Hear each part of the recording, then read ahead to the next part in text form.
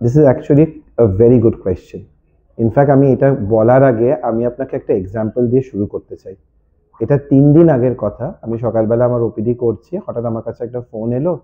Sir ECG একটা পাঠিয়েছি, একটু আর্জেন্টলি দেখবেন স্যার, এমার্জেন্সিতে এসছে।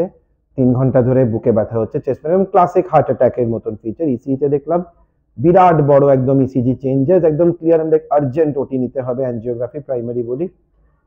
তখন হঠাৎ আমাকে যেটা আমার বলল আমার আমার রেসিডেন্ট ডক্টর, স্যার ওর বয়সটা দেখেছেন? He is 17। I was shocked. মানে আমি সত্যি তার বয়সের দিকে তাকাইনি প্রথমে ইসিতে। ছেলেটির 17 বছর বয়স, এবং এটা 3 দিন আগের কথা বলছি। 17 বছর বয়স, 1-2 দিন ধরে একটু অস্বস্তি হচ্ছে, সেদিন সকাল থেকে বিরাট বুকে ব্যথা। ECG clear cut heart attack. আমার তবুও বিশ্বাস হচ্ছে না। আমি ওকে আর্জেন্টলি উপরে তুলে ইকো করলাম, আগেন ক্লিয়ার কাট হার্ট অ্যাটাকের ফিচার্স। আমরা যেসব ব্লাড রিপোর্ট দেখি, again clear cut. So we took him up for angio. ও ভালো আছে, হি ইজ ডুইং ওয়েল নাও।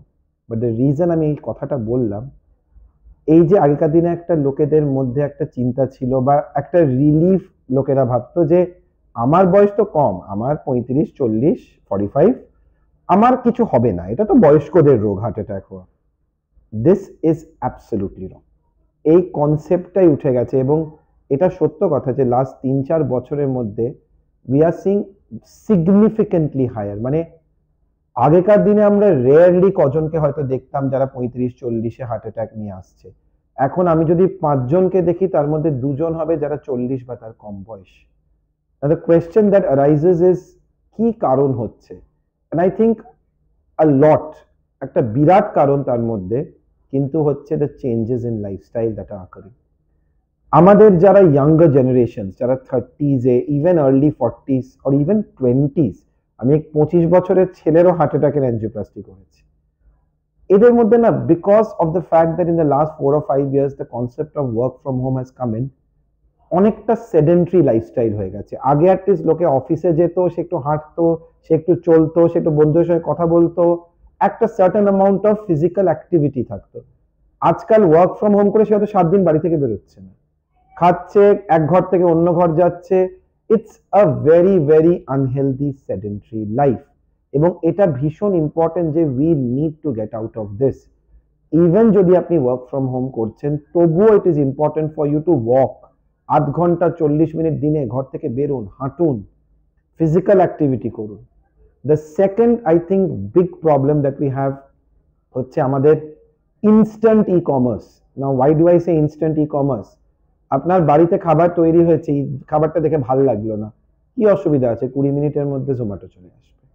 আমার একটা কিছু খেতে আজকে দুপুরবেলা মা বাড়িতে ভালো কিছু বানিয়েছে, আমার ইচ্ছা করলো না খেতে, আমার মনে হচ্ছে আমি একটা স্পাইসি কিছু খাবো, আমি ব্লিঙ্কিট করলাম, 10 মিনিটের মধ্যে চলে এলো জিনিসটা। হোয়াট হ্যাজ হ্যাপেন্ড ইজ, আগে এটার জন্য আপনাকে উঠে জামা কাপড় পরে বাইরে যেতে হতো রেস্টুরেন্টে। আমি দূর ছাড়ো, ঠিক আছে বাড়িতেই খেয়ে নেবো। এখন এত ইজি হয়ে গেছে আনহেলদি ফুড পাওয়া, দ্যাট আমরা we take it for granted যে আমরা প্রপার হেলদি ফুড কম খাবো, আনহেলদি জাঙ্ক ফুড বেশি খাবো, এবং that has been one of the major triggers of worsening heart disease. এই যে খাবার দাবার unhealthy, high in oil, high in saturated fats, নুন বেশি থাকে, these are all bad for the heart. শরীরের অন্যান্য অংশের জন্য এগুলো খারাপ, কিন্তু হার্টের জন্য, হৃদয়ের জন্য তো স্পেশালি খারাপ। Cholesterol, most patients, young patients আমি যাদের দেখি আজকাল, তাদের কোলেস্ট্রল লেভেলস আর সিগনিফিকেন্টলি হাই। এই জিনিসগুলো, দ্য ডায়েট, লাইফস্টাইল চেঞ্জেস যেগুলো হচ্ছে, আমাদের work from home and stress. হেন একটা লোক পাবেন না আপনি যাকে আপনি জিজ্ঞেস করবেন যে আপনার কি জীবনে স্ট্রেস কম আছে, কেউ বলবে না কম আছে, বরঞ্চ stress is something, including us as well, we are also part of the same population. Stress is something যেটা বেড়েই যাচ্ছে। লোকে ঠিক সময় ঘুমোচ্ছে না, তারা ভাবছে কতটা ম্যাক্সিমাইজ করতে পারি আমার দিনটাকে। কেউ হয়তো আমেরিকান টাইমে কাজ করছে, দিনের বেলা ঘুমোয়, রাতের বেলা জাগে। This kind of things take a strong strong toll আমাদের হৃদয়ের উপরে, আমাদের শরীরের উপরে, and probably this kind of unhealthy lifestyle practices যেগুলো আমরা করছি এখন are triggering cardiac disease in the younger population. Now, whether infections like COVID have had a association এটার সঙ্গে, এখন সত্যি কথা এরকম কোনো ক্লিয়ার কাট ডেটা কিন্তু কোথাও নেই। যে কোভিড হয়েছে বলে হার্টের রোগ বেশি হওয়ার সম্ভাবনা। তো এইটাকে অ্যাট্রিবিউট করা এই মুহূর্তে তো অ্যাটলিস্ট আমি বলবো সেই লেভেলের প্রমাণ নেই আমাদের কাছে যে কোভিড হয়েছে মানে আপনার ইয়াং বয়সে হার্টের রোগ বেশি হবে। But unhealthy lifestyle practices, not taking care of our diet, and very importantly not getting checkups done. অনেক সময় কি হয়, আমি একটা হয়তো পেশেন্ট এলো একটা খুব নন স্পেসিফিক সিমটম নিয়ে, অস্বস্তি হয়, মাঝে মধ্যে মাথা ব্যথা করে, মাঝে মধ্যে একটু গা গুলো হয়, বুকে ব্যথা করে, I will check the BP, BP হচ্ছে 170/100। দিস পেশেন্ট একটা হাইপারটেনসিভ, যার প্রেশার আছে, যার প্রেশারটা ডায়াগনোসিস হয়নি, ধরাই পড়েনি, সে কোনোদিন দেখাইনি কাউকে, সেখান থেকে করতে করতে আমি সুগারটা চেক করলাম, তখন সুগারটাও একটু বেশির দিকে আছে। So what happens is this kind of checkups are extremely important.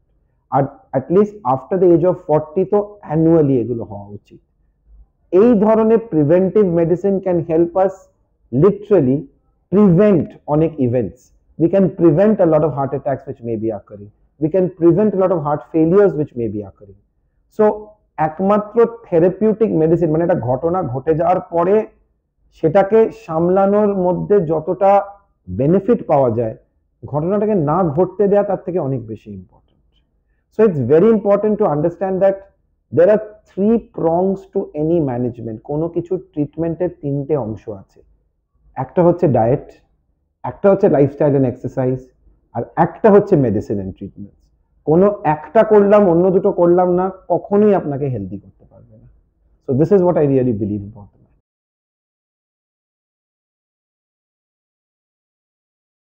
Absolutely ma'am, in fact আমি আপনার সঙ্গে ডিসএগ্রি করবো, আমি ইন ফিউচারও কথাটা বলবো না, আমি বর্তমানের কথা বলবো। এটি ডেফিনেটলি বর্তমানে একটা মহামারী। আমাদের জানেন, যখন আমরা, আপনি পরিসংখ্যানের কথা বলছিলেন, দ্য ওয়েস্টার্ন মানে বিদেশি যা আছে ডেটা এবং আমাদের দেশি একটা খুব বিরাট তফাৎ আছে। আমি হৃদরোগের কথাই বলছি। যখন ওয়েস্টার্ন পপুলেশন ডেটা দেখা হয়, মানে ধরুন ইউরোপ বা আমেরিকার ওদিক থেকে, দেখা যায় তাদের হার্ট অ্যাটাক একটু বেশি বয়সে হয়, 50s and 60s। আমাদের যখন ইন্ডিয়ান ডেটা দেখা যায়, ইট অলওয়েজ ইজ আর্লিয়ার, অলমোস্ট 10 বছর আগে। সো 40s and 50s কিন্তু আমরা যেটাকে বলি রেড জোন একদম। এই সময়ের মধ্যে আপনার risk of disease at least cardiac হৃদরোগ কিন্তু সিগনিফিকেন্টলি হায়ার। ফার্দারমোর আমরা ইন্ডিয়ানস, আমাদের ডায়েটারি স্টাইলস আপনি জানেন, it is not the best, এবং নুন তো স্পেশালি সিগনিফিকেন্টলি বেশি থাকে আমাদের খাবার। এটাও কিন্তু একটা মেজর রিস্ক ফ্যাক্টর, যে কারণে in the younger population it is increasing. So এটা মহামারী হতে আর বাকি নেই, এটা হয়ে গেছে। এবং এই মুহূর্তে একটাই ইম্পর্টেন্ট ফ্যাক্টর হচ্ছে ডায়াগনোসিস অ্যান্ড আইডেন্টিফাইং কারা at risk. So effective preventive checkups are very important.